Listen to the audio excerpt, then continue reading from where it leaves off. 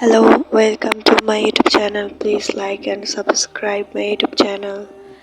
এই গল্পটি অনেক বেশি মজাদার, তো চলুন শুরু করা যাক। গল্পের শুরুতে আমাদেরকে ওয়েস্টেরিয়া রাজ্য দেখানো হয় এবং পার্কার রেসিডেন্স দেখানো হয়। এই গল্পের মেইন ফিমেল লিডকে আমাদেরকে দেখানো হয়, যে কিনা বসে আছে এবং সে প্রেগনেন্ট। সে খাওয়ার টেবিলে বসে তার বেবির সাথে কথা বলছে। সে তার বেবিকে বলছে, বেবি, আর কিছু মাস আমাদের জন্য অপেক্ষা করো, তারপর তুমি তোমার বাবা মার সাথে দেখা করতে পারবে। তার কথা শুনে তাকে অনেক হাসি খুশি মনে হচ্ছিল। আমাদেরকে আমাদের মেইন ফিমেল লিডের সাথে পরিচয় করে দেওয়া হয় আইরিন পার্কার, কমথি পার্কারের স্ত্রী, কাউন্টের ছেলে এবং ডুকাল পরিবারের একমাত্র কন্যা আইরিন পার্কার। আইরিনের পার্সোনাল মেড তার জন্য নাস্তা নিয়ে আসে এবং তাকে দেখে বলে যে, আপনাকে খুশি দেখে আমার অনেক ভালো লাগছে মাই লেডি। মেয়েটি বলে, এই ডেজার্টটি স্পেশালি ডিউক বানিয়েছেন শুধু আপনার জন্য। তিনি জানেন আপনার কতটা মিষ্টি পছন্দের। আইরিন মনের মধ্যে ভাবতে থাকে, এটা দেখতে যেমন হয়েছে, এটার দেখার বিচার করে আমার মনে হচ্ছে এটা শুধুই তার হাত দিয়েই বানানো সম্ভব। ইভেন সে রান্নাপত্রের জিনিস হাতে নেওয়ার থেকে সে হাতে সবসময় তলোয়ার ধরে থাকাটাই বেশি স্বাচ্ছন্দ্য বোধ করে। আইরিন খেতে খেতে এইসবই ভাবছিল আর তার মনের মধ্যে তার বেবিকে বলছিল যে, বেবি, আমরা বাবা মা তোমাকে অনেক বেশি ভালোবাসি। খুব তাড়াতাড়ি তুমি আমাদের কাছে আসবে, আমরা তোমাকে অনেক বেশি ভালোবাসি। কল্পনার জগৎ থেকে হঠাৎ তাকে বের হয়ে আসতে হয়। একজন মেয়ে তাকে ডাকতে থাকে, মাই লেডি। মেয়েটি বলে, কিছু তো একটা হয়েছে যেটা নাকি অনেক বেশি গুরুতর। মেয়েটা অনেক বেশি ভয়ার্থ লাগছিল। আমাদেরকে বলা হয় দ্য ডিউক অফ রাসেল রাজদ্রোহের অপরাধে তাকে ফাঁসি দিয়ে মৃত্যুদণ্ড দেওয়া হয়েছে। এ কথা শুনে আইরিন অনেক বেশি অবাক হয়ে যায় এবং সে শক্ট হয়ে যায়, কারণ সে বলতে থাকে, কেন, এটা কেন হলো? সে চিৎকার করে মেয়েটিকে বলতে থাকে, তুমি এইসব কি বলছো? আমার বাবা তার নিঃস্বার্থ জীবন দেশের জন্য উৎসর্গ করেছিলেন। তিনি কিভাবে দেশদ্রোহী হিসেবে আখ্যা পেতে পারেন? তার অতিরিক্ত অস্থিরতার কারণে তার পেটের মধ্যে অনেক পেইন হইতে থাকে।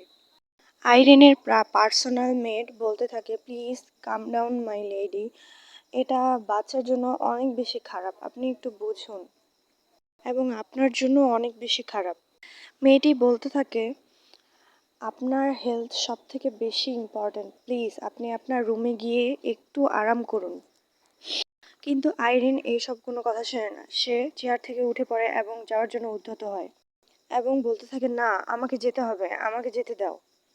আইরিনের সামনে আরেকজন মেয়েট এসে দাঁড়ায় এবং বলে, লেডি আইরিন, ডিউক সম্পর্কে বলতে একজন বার্তাবাহক এসেছে প্যালেস থেকে।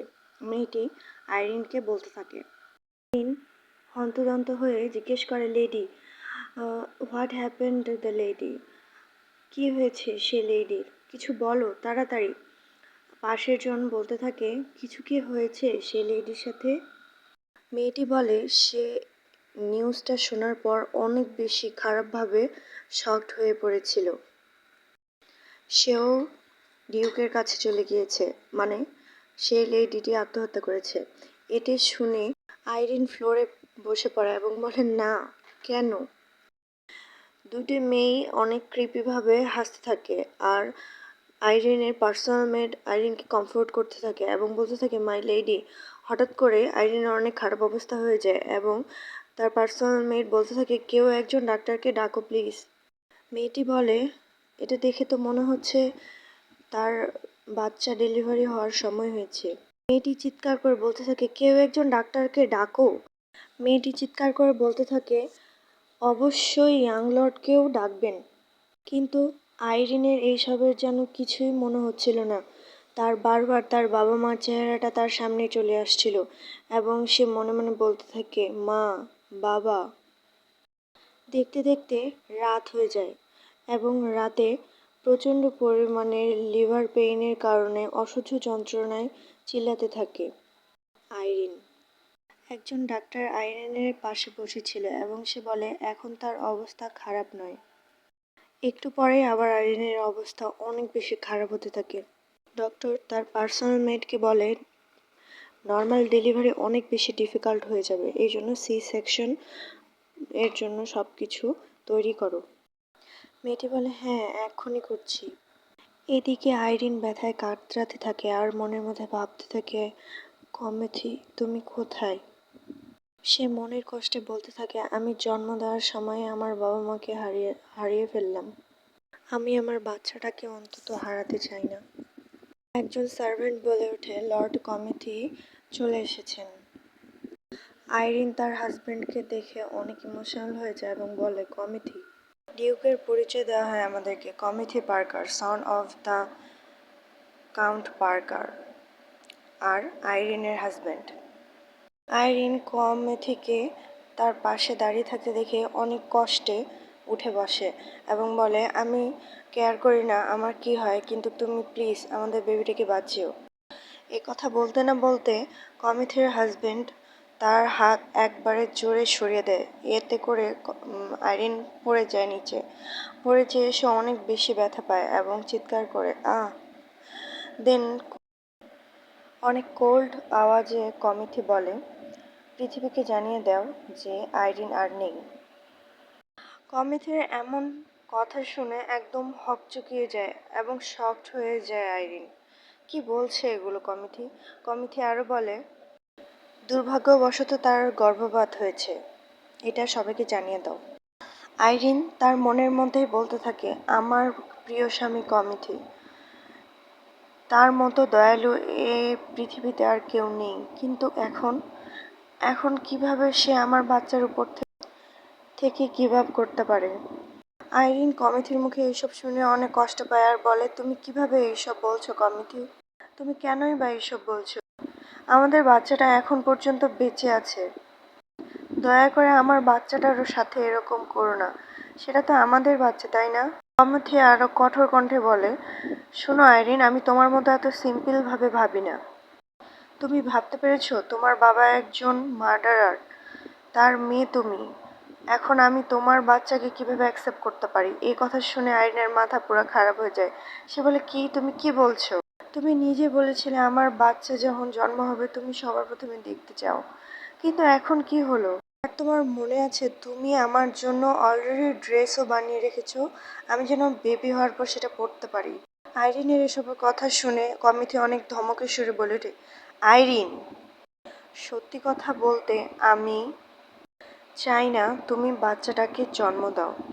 আমি আসলে চাই না তুমি বাচ্চাটাকে জন্ম দাও।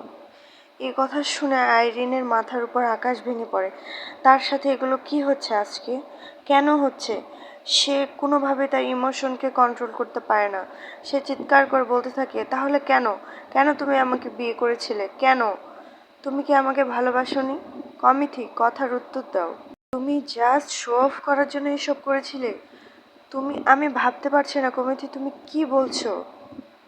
আইরিন মনের মধ্যে বোকার মতো বলতে থাকে, সে নিজেকে বোকা বলতে থাকে। সে বলে যে আমি শুধু একা যে নাকি অন্ধ ছিলাম তোমার ভালোবাসায়।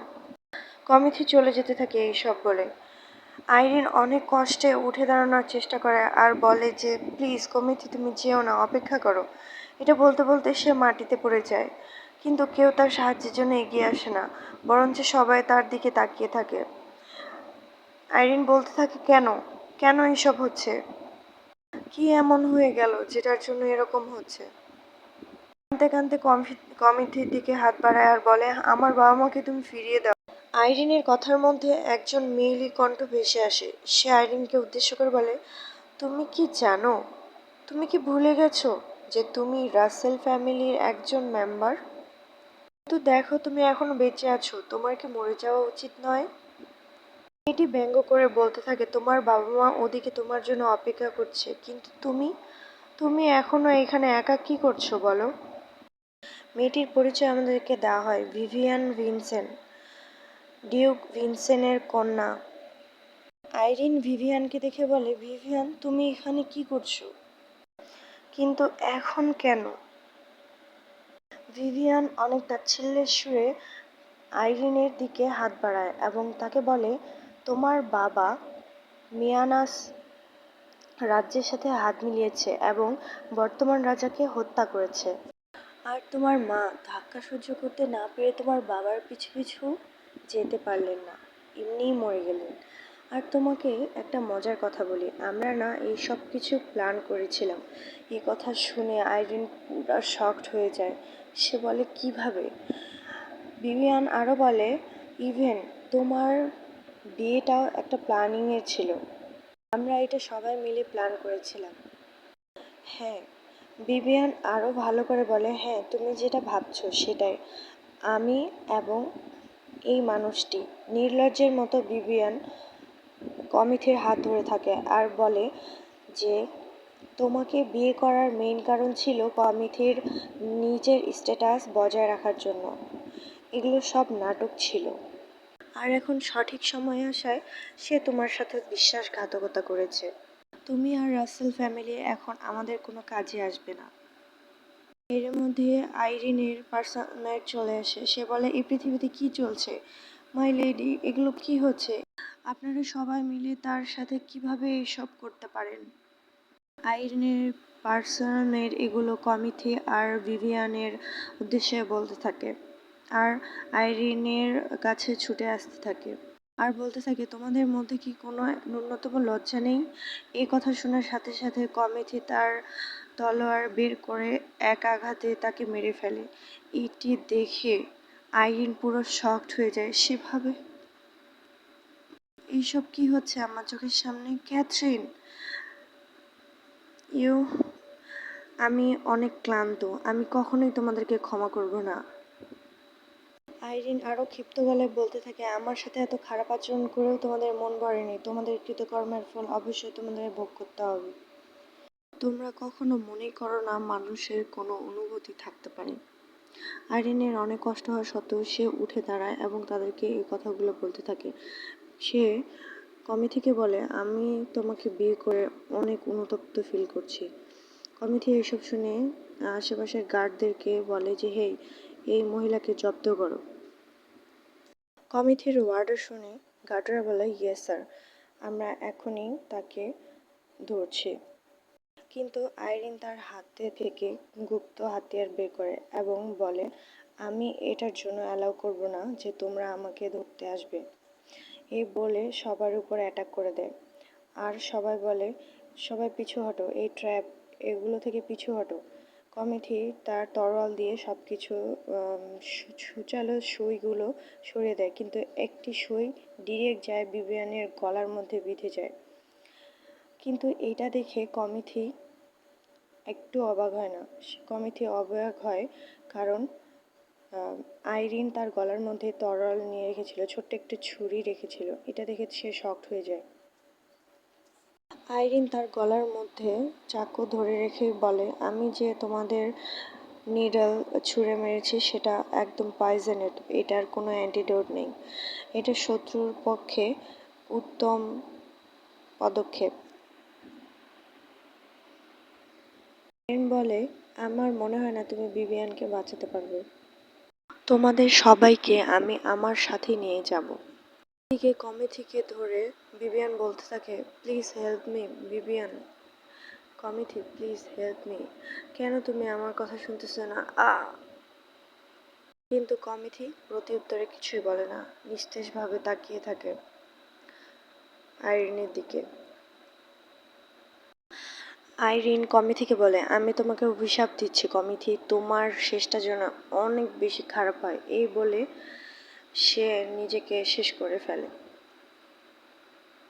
ব্যাকগ্রাউন্ডে আমাদেরকে বলা হয়, কেউ একজন বলে, আমি আর ভালোবাসার জন্য অ্যাভেল থাকলাম না। চিরদিনের জন্য, অনন্তকালের জন্য আমি চলে যাচ্ছি। এই দেখে কমিথির হাত থেকে তলোয়ার পড়ে যায় এবং সে আইরিনকে বাঁচানোর জন্য হাত বাড়ায়, কিন্তু আইরিন অলরেডি শেষ হয়ে গিয়েছে। আইরিনের চোখের মধ্যে পানি চলে আসে, সে বলে আমি কি মরে গেছি? আইরিন নিচে পড়তে থাকে এবং তার চোখ খুলে দেখে নিচে অনেকগুলো হাত তার দিকে বাড়িয়ে আছে তাকে ধরার জন্য। আইরিন বলে আমি আর এখানে থাকতে চাই না, আমি এভাবে নিজের শেষ করতে চাই না, না আমি এখানে এভাবে থাকতে চাই না, আইরিন আরো বলে আমি মরতে চাই না। এখানেই গল্পটি আজকে শেষ হয়ে গেল। অনেক বেশি ইন্টারেস্টিং এই গল্পটা। আপনারা যখন দেখবেন তখন আপনাদের আগ্রহ বাড়বে, কমবে না। আমি এটা কন্টিনিউ চলছে, এই মাংহাটা এখনো শেষ হয়নি। তো আজ এই পর্যন্তই। ভালো থাকবেন, সুস্থ থাকবেন, আমার চ্যানেলের পাশে থাকবেন। Please like and subscribe my YouTube channel. Next episode খুব তাড়াতাড়ি আমি নিয়ে আসবো ইনশাল্লাহ।